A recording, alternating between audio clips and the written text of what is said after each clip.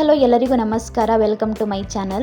ಹಲಸಿನಹಣ್ಣು ಹಾಗೆ ಮಾವಿನಹಣ್ಣಿನ ಸೀಸನ್ ಆಗಿರೋದ್ರಿಂದ ಹೆಚ್ಚಾಗಿ ಹಲಸಿನಹಣ್ಣು ಮಾವಿನಹಣ್ಣು ಸಿಗುತ್ತೆ. ಮನೆಯಲ್ಲಿ ಹಲಸಿನಹಣ್ಣು ಮಾವಿನಹಣ್ಣು ತಂದಾಗ ಈ ರೀತಿ ಸ್ಪೆಷಲ್ ಆಗಿರುವ ತಿಂಡಿನ ಟ್ರೈ ಮಾಡಿ. ತುಂಬಾ ರುಚಿಯಾಗಿರುತ್ತೆ, ಹಾಗೆ ಮಕ್ಕಳಿಗಂತೂ ತುಂಬಾ ಇಷ್ಟ ಆಗಿರುತ್ತೆ. ನೋಡೋದು ಕೂಡ ಸ್ವಲ್ಪ ಡಿಫ್ರೆಂಟ್ ಆಗಿದೆ, ಹಾಗೆ ಸ್ಪೆಷಲ್ ಆಗಿದೆ ಕೂಡ ತಿನ್ನೋದಕ್ಕೂ. ಸ್ನ್ಯಾಕ್ಸ್ ಆಗಿ ಕೂಡ ತಿನ್ಬೋದು, ಇಲ್ಲ ಬೆಳಗಿನ ತಿಂಡಿಯಾಗಿ ತಿನ್ಬೋದು. ಸ್ವೀಟ್ ಇಷ್ಟ ಆಗಲ್ಲ ಅನ್ನೋರು ಸ್ನ್ಯಾಕ್ಸ್ ಆಗಿ ಟೀ ಜೊತೆಗೆ ತಿನ್ಬೋದು, ತುಂಬಾ ರುಚಿಯಾಗಿರುತ್ತೆ.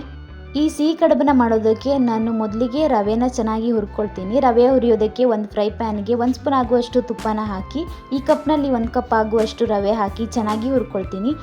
ರವೆ ಕಲರ್ ಚೆನ್ನಾಗಿ ಚೇಂಜ್ ಆಗಬೇಕು, ಅಲ್ಲಿ ತನಕ ನಿಧಾನ ಉರಿಯಲ್ಲಿಟ್ಟು ಚೆನ್ನಾಗಿ ರವೆನ ಹುರ್ಕೊಳ್ಳಿ.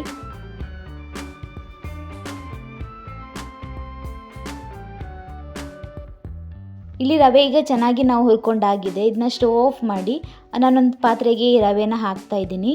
ನಂತರ ಇದಕ್ಕೆ ಬೇಕಾಗಿರೋದು ಮೇಯ್ನಾಗಿ ಹಲಸಿನ ಹಣ್ಣು, ಮಾವಿನ ಹಣ್ಣು ಹಾಗೆ ಬಾಳೆಹಣ್ಣು. ನಾನಿಲ್ಲಿ 4 ಪೀಸ್ ಆಗುವಷ್ಟು ಹಲಸಿನ ಹಣ್ಣು ಹಾಗೆ 1 ಮಾವಿನ ಹಣ್ಣು, 1 ಬಾಳೆಹಣ್ಣನ್ನು ತೊಗೊಂಡಿದ್ದೀನಿ. ಬಾಳೆಹಣ್ಣನ್ನು ಕೂಡ 2 ತೊಗೊಳ್ಬೋದು, ಹೆಚ್ಚಾಗಿ ಹಾಕ್ಬೋದು, ತುಂಬ ಸಾಫ್ಟಾಗಿ ಕೂಡ ಬರುತ್ತೆ. ಹಾಗೆ ಇದನ್ನ ಮೊದಲಿಗೆ ನಾನು ಬಾಳೆಹಣ್ಣು ಸಿಪ್ಪೆ ತೆಗೆದು ಕಟ್ ಮಾಡಿ ಹಾಕ್ತಾ ಇದ್ದೀನಿ. ಹಾಗೆ ಮಾವಿನ ಹಣ್ಣನ್ನು ಸಿಪ್ಪೆ ತೆಗೆದು ಕಟ್ ಮಾಡಿ ಹಾಕ್ತಾ ಇದ್ದೀನಿ. ಹಾಗೆ ಹಲಸಿನ ಹಣ್ಣನ್ನು ಈ ರೀತಿ ಪೀಸಾಗಿ ಮಾಡಿ ಹಾಕ್ತಾ ಇದ್ದೀನಿ. ಆಗ ಮಿಕ್ಸಿ ಜಾರಿಗೆ ರುಬ್ಬೋದಕ್ಕೆ ಈಸಿ ಆಗುತ್ತೆ, ಆದ್ದರಿಂದ ಸಣ್ಣದಾಗಿ ಕಟ್ ಮಾಡಿ ಹಾಕ್ತಿದ್ದೀನಿ.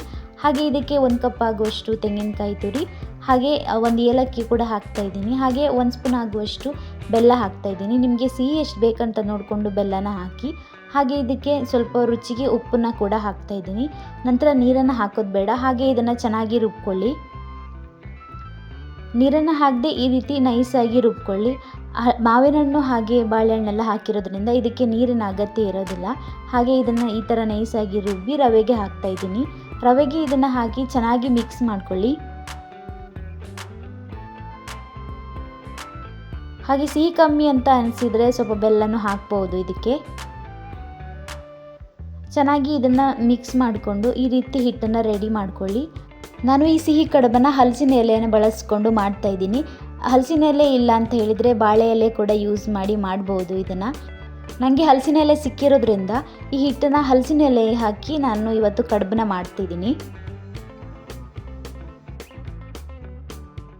ನಾನಿಲ್ಲಿ ಹಲಸಿನ ಎಲೆನ ಚೆನ್ನಾಗಿ ತೊಳೆದಿಟ್ಕೊಂಡಿದ್ದೀನಿ. ಇದರಲ್ಲಿ ಜೇಡ ಏನು ಕಟ್ಟಿರ್ಬೋದು, ಆದ್ದರಿಂದ ಹಲಸಿನ ಎಲೆನ ಕ್ಲೀನಾಗಿ ತೊಳೆದಿಟ್ಕೊಳ್ಬೇಕಾಗತ್ತೆ. ನಾನು ಇಲ್ಲಿ ಕ್ಲೀನಾಗಿ ತೊಳೆದಿಟ್ಕೊಂಡಿದ್ದೀನಿ. ಹಾಗೆ ಈ ರೀತಿ ಸ್ವಲ್ಪ ಕಡ್ಡಿನ ಕೂಡ ತಗೊಂಡಿದ್ದೀನಿ. ಈ ಕಡುಬಿಗೆ ಹಲಸಿನ ಎಲೆ ಕೊಟ್ಟೆನ ಮಾಡುವಾಗ ನಾವು ಈ ರೀತಿ ಫೋಲ್ಡ್ ಮಾಡಿ ನಂತರ ಈ ಕಡ್ಡಿನ ಚುಚ್ಚಬೇಕಾಗತ್ತೆ. ಆದ್ದರಿಂದ ಈ ಹಲಸಿನ ಎಲೆಗೆ ಕಡ್ಡಿನ ಯೂಸ್ ಮಾಡ್ತಿದ್ದೀನಿ.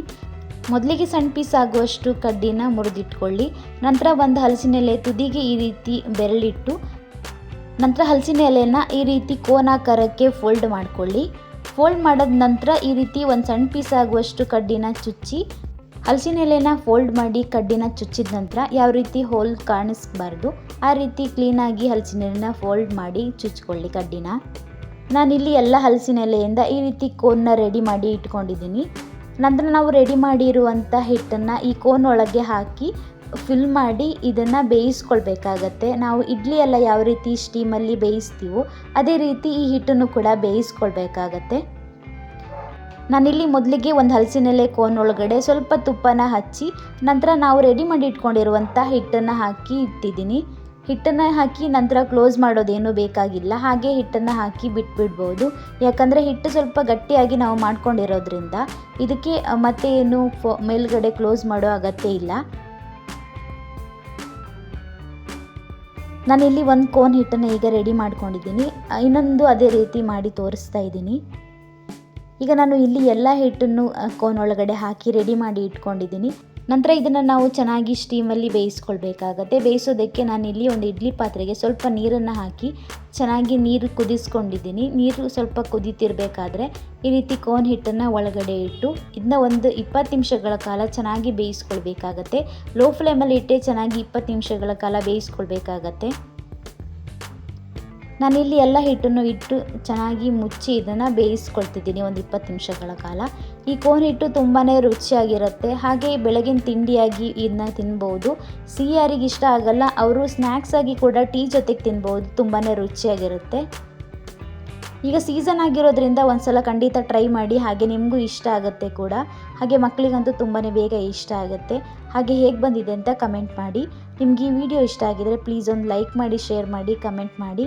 ಹಾಗೆ ನಮ್ಮ ಚಾನಲನ್ನು ಸಬ್ಸ್ಕ್ರೈಬ್ ಮಾಡ್ಕೊಂಡಿಲ್ಲ ಅಂತ ಹೇಳಿದರೆ ಪ್ಲೀಸ್ ನಮ್ಮ ಚಾನಲನ್ನು ಸಬ್ಸ್ಕ್ರೈಬ್ ಮಾಡಿಕೊಂಡು ನಮ್ಮ ಚಾನಲ್ಗೆ ಸಪೋರ್ಟ್ ಮಾಡಿ. Thank you.